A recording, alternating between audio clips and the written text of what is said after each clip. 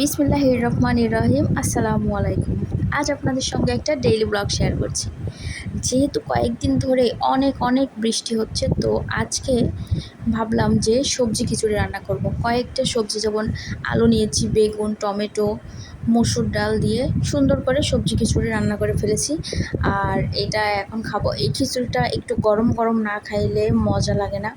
তো এই তো সকালটাতে খিচুড়ি রান্না করেছি। প্রচুর প্রচুর বৃষ্টি হচ্ছে এখনও।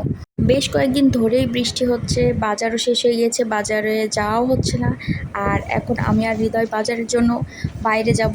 বাইরে এই যে চলে গেছি, বৃষ্টিতে জুতাটাও ভিজে গেছে, কিচ্ছু করার নেই, তাও যাব, কারণ আমার বাইরে না গেলে ভালো লাগে না। বেশ কয়েকদিন ধরে বৃষ্টির জন্য বাইরে যেতে পারছি না।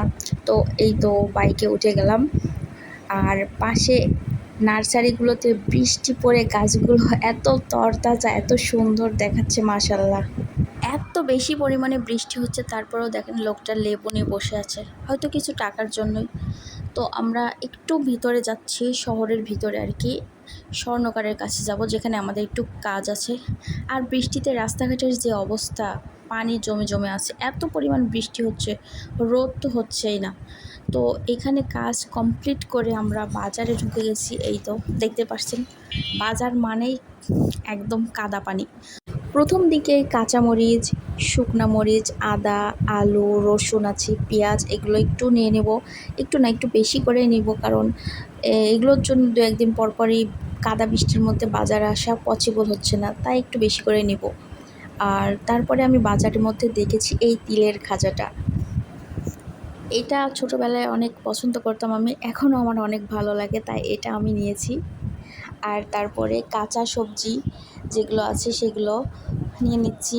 এখানে বেগুন, শসা ছিল, পটল, টমেটো আছে, উচ্ছে, কচুমুখী, অনেক অনেক, তারপরে যেটা হচ্ছে বরবটি, এগুলো নিয়েছি। এবার মাছের বাজারে গিয়েছি। মাছের বাজারে ছোট মাছ আর শুধু এই পাঙ্গাস মাছ, এই পাঙ্গাস মাছ আমরা কেউই খাই না, এই জন্য মাছটা ওইভাবে কেনা আর হয়নি।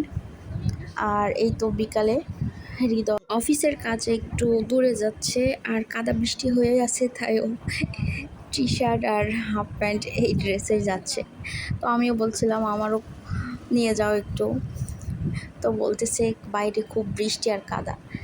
তো যাই হোক, আর রাতের খাবার আজকে খেয়েছি ডালের ভর্তা আর ডিম ভাজি। আমার কাছে তো মনে হয় এটা আমার বেস্ট খাবার লাগে। তো আজকের ভিডিওটা এই পর্যন্তই। সবাই ভালো থাকবেন। আল্লাহ হাফেজ।